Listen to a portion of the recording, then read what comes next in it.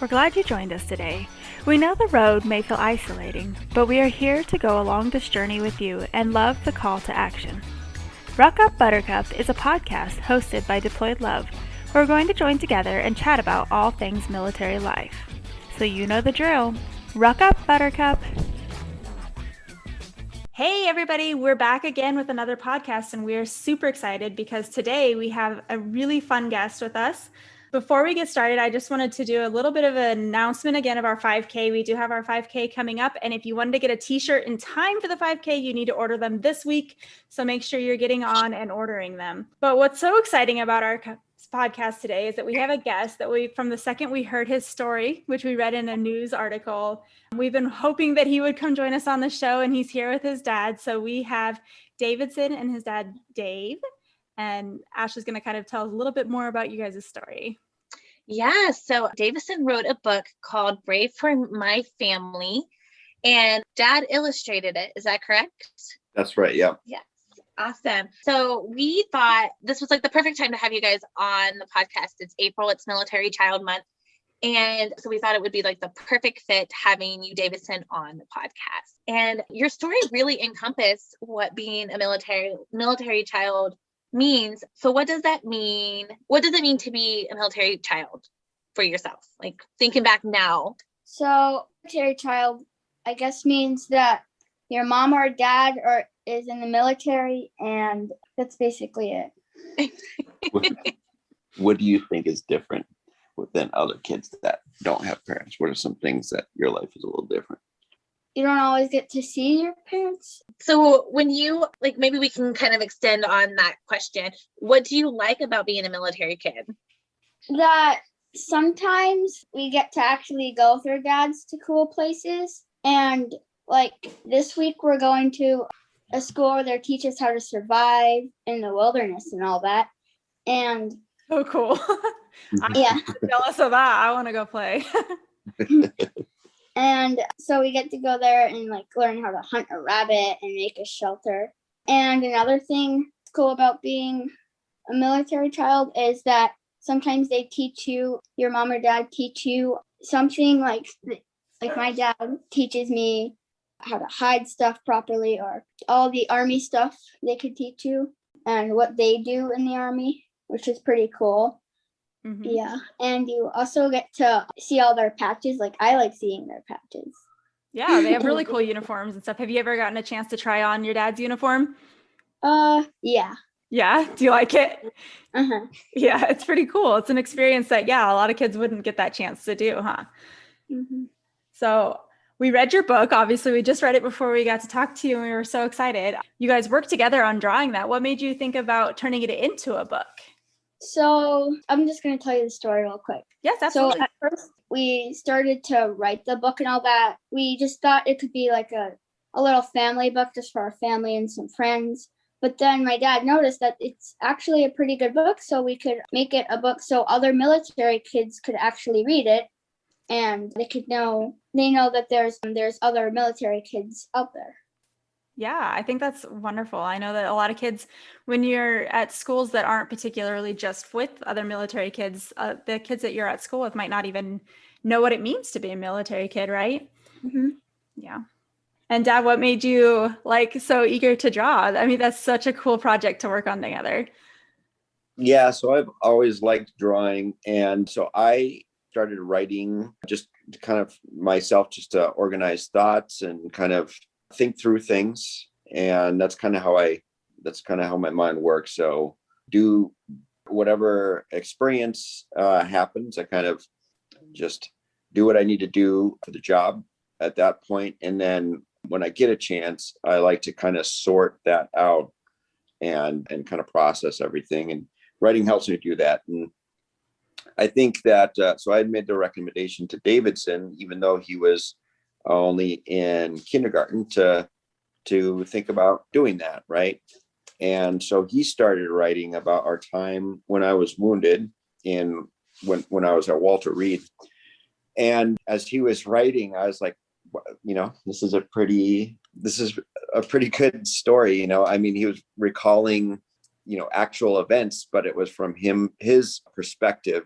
And I thought it was pretty cool. And So as he was doing that, I decided I was going to draw whatever he was writing. So I'd wait for him to write whatever it was, and he would write, and I would draw on Sunday afternoons. And for me, that was it was something that was important to me because I had, I lost half my eyesight in my dominant eye, and I have no near sight in my dominant eye. So me liking to draw my whole life, everything kind of up close it kind of looks like a 80s glamour photo.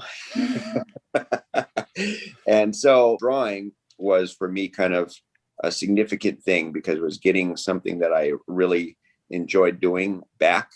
And then it was something that Davidson and I think really connected.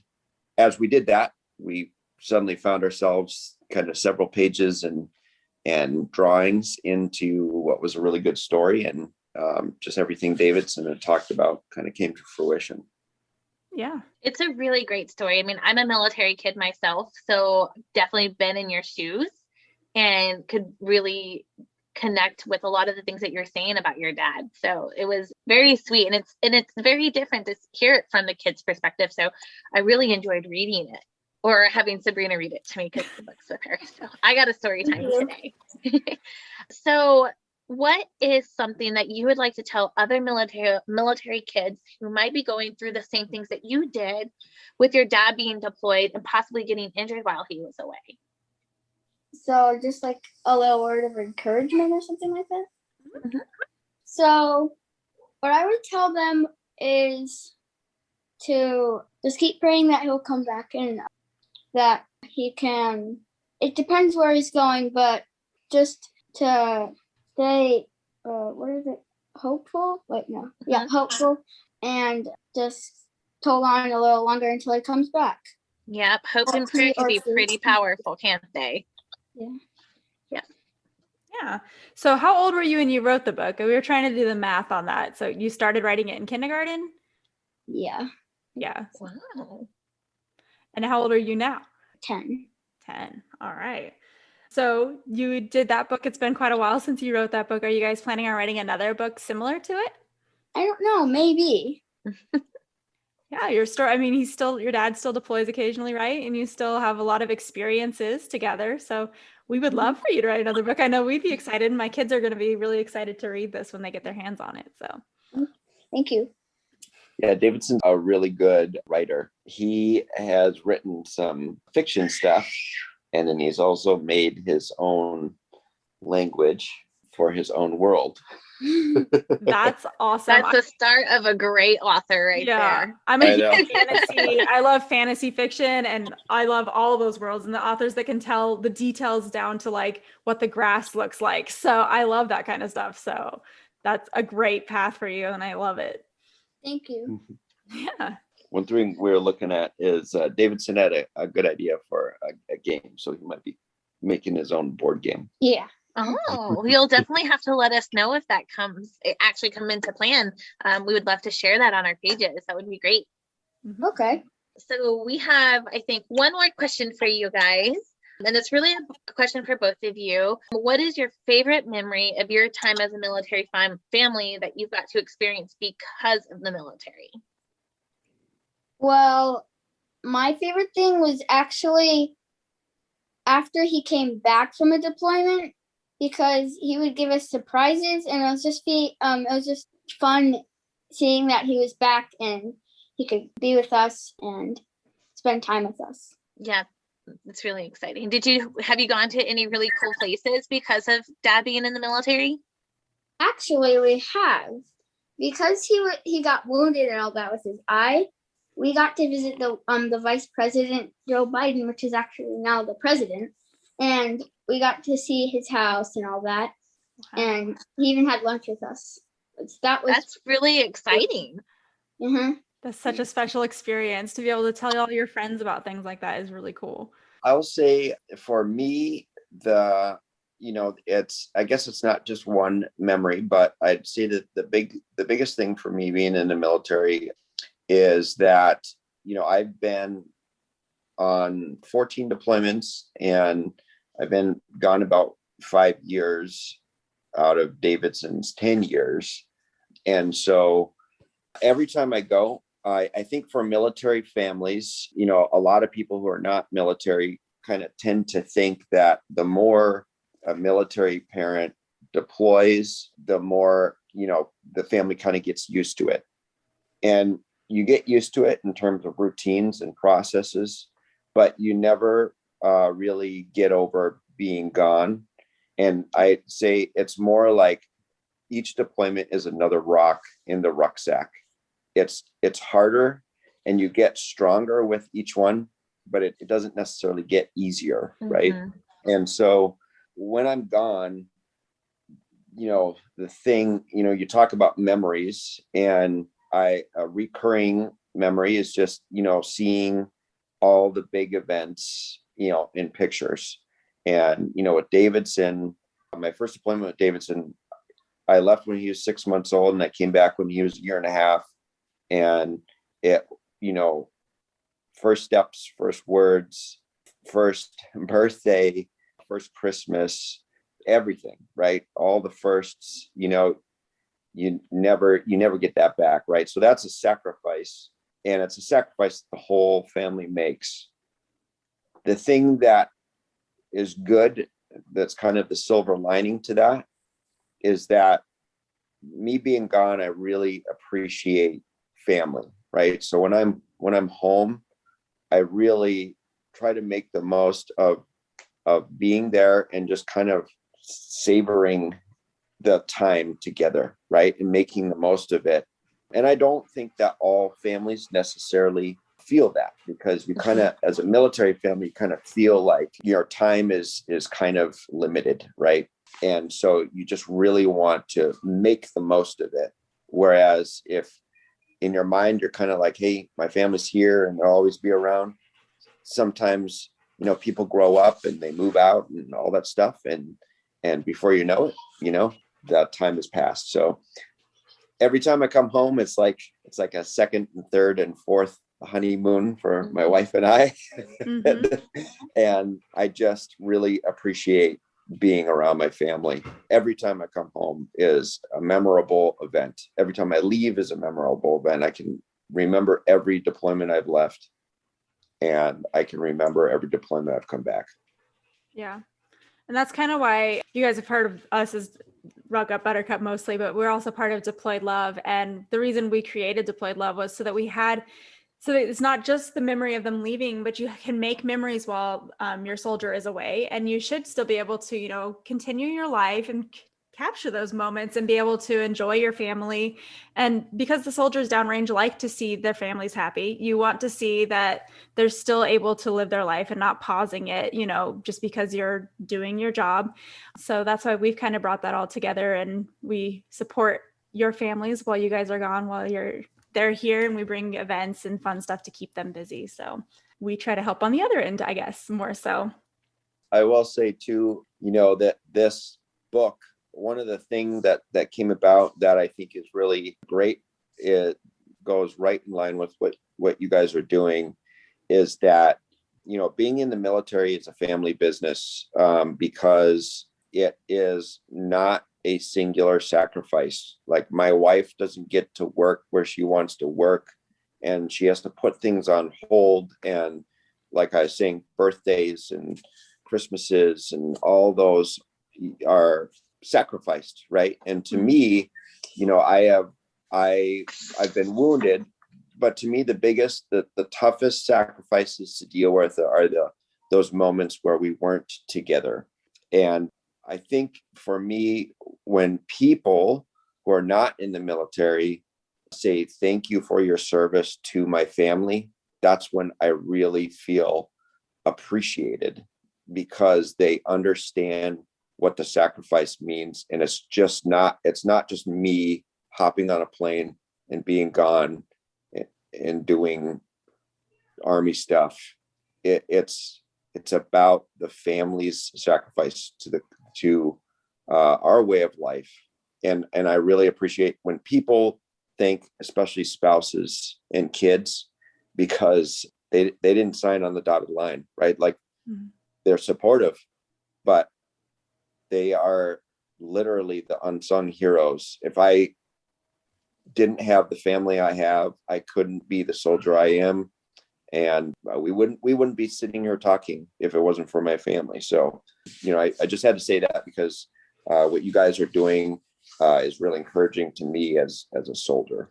Yeah, I mean, I think you hit it right on the head. I mean, it's really refreshing to hear it from the soldier standpoint. You hear a lot of spouses saying, no, we're here to support our husbands. We've made these sacrifices and things like that. So it's actually really refreshing to hear you say those types of words. And like, we're both military spouses, so we were right there along with your wife, making those sacrifices, and our kids not seeing their parents, their dad or their mom for the longest time. So we appreciate all of the spouses that are in our network, and especially our kids. Our kids rock.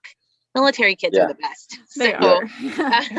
Yeah. You did a really good job with your interview too, Davidson. I was going to say, we did an interview with our kids for our last podcast, and they did not participate as willingly as you have. So Thank you. I was going to say too, if you're not in the military and you really want to say thank you to a soldier, instead of buy him a t-shirt or dinner or something like that, buy his wife a spa day, and that will really that will really say thank you. Yeah, especially if they're going through down deployment. And cry if that ever happens. Right. Say Ashley and I both did a deployment last year, and it would have been. I'm dead serious. Yeah. Sabrina's husband was deployed, and my husband was part of the unit that rapidly deployed twice at the beginning of 2020. And adding in COVID and all that, it was a rough deployment. Yeah, so like I probably would have like fallen on the ground crying if someone said like, here's a spa day, thank your husband. All right, do you guys have any final thoughts or anything else you want to say to the families that are going to be listening to this about your book or just about military life in general? I think one thing that's important, or has been important for a family, is on the cover of the book is a picture of Davidson and me praying. And even when we are apart, because I've been, especially on the last few deployments, in a place where I cannot even email or Skype or do any of that stuff, right? And so that prayer is almost like a time where you're connected, right? And you're connected in prayer. And even though you're not looking at a face or listening to a voice, there's connection there. And so I will say, for families deployed, or with parents or spouses deployed, I think that's something that's important, that really helps with the challenge of it. Yeah, we had actually talked to a marriage ministry a few months back, and that's similar to what they said when they went through deployments and stuff, was that at night they'd go out and look at the same moon and pray at the same time. And that was one of their ways that they connected every night, because it's, the moon's there, whether you're on a different part of the world or not. And I think that's a very special moment to have that every day. Yeah, that's Elizabeth's in the other room with Hadassah, but that's literally looking at the moon. That's been something that is the same, or that's been something that Elizabeth and I, has resonated with us, because you have those moments where you just have a couple seconds and you look up at the moon and you're like, I'm on the same planet as my family. And when she looks up at the moon, we're looking at the same thing. Right. Yeah. And it's a very connecting moment, I think. So do you guys want to tell us where everybody can find your book so that they can get a hold of it? Because I know after this, people are going to want to read it. So you can find it anywhere where books are sold, Amazon and Barnes & Noble. If you're in the Fayetteville area or North Carolina, Country Bookshop has it there as well. And that's Kimberly there has done a really great job of working with us on the book. And as you'll read in the book too, so half the proceeds go to Davidson because he's the author, and then the other half, my half of the proceeds, go to different foundations like the Green Beret Foundation that help families, because the Green Beret Foundation certainly helped us out. And the Green Beret Foundation is definitely one of those tried and true organizations that They were there when you needed them, helps right? people. Yeah, They you help, have full help families. experience of it, right? Exactly. Always good to know. Yeah, so Brave for My Family is their book. We will make sure in the show notes that we include links to where you can purchase it. So that's exciting. And some pictures from the book so you can see some of the beautiful artwork as well. Thank you so much. I really appreciate it. Yeah, we want to thank you guys so much for coming on. Again, we appreciate it so much. And we really did enjoy reading your book and getting to talk to you guys today. Thank you so much for letting me come here and talk about my book. Yeah, we've really enjoyed it, and getting to know you and your dad has been really wonderful. So, and everybody who's listening, thank you for joining us today on our podcast. We hope you enjoyed it. Another one of our military children to give back for this month. So we've really enjoyed having the whole month to celebrate our military kids this month. So if you caught the podcast, make sure you pick out the book at your local Amazon or Barnes & Noble. If you're local to Fayetteville, like you mentioned, there's a store that's carrying that. So we'll make sure all that's in our show notes, and we will catch you again next month. So Ruck up, Buttercup. Bye.